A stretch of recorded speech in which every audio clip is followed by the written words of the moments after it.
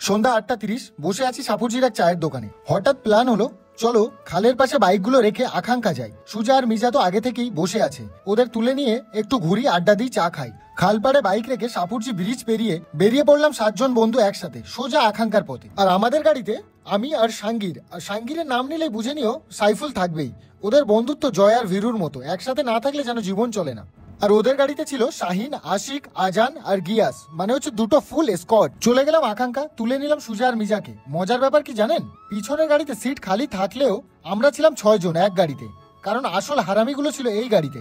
এই জন্য মজাটা ছিল অন্যরকম। তারপর গিয়ে বসলাম হনুমান মন্দিরের কাছে একটা চায়ের দোকানে। আর এই মিজা কোনো চায়ের দোকানে বসলেই কলায়ের খেতেই হবে। আর এই যে শয়তানটাকে দেখছেন, এর পরিচয় অন্য কোনো ভিডিওতে ডিটেলসে দেবো। তারপর ওখানে বসে চা খাওয়ার পর অনেক আড্ডা দিয়ে বেরিয়ে পড়লাম সোজা ওখান থেকে। শেষে সুজা আর মিজা নিল বাইক, ওরা গেল ওদের পথে, আমরা ফিরলাম নিজেদের রাস্তায়। এই ছিল আমাদের আজকে সন্ধ্যার গল্প। সারা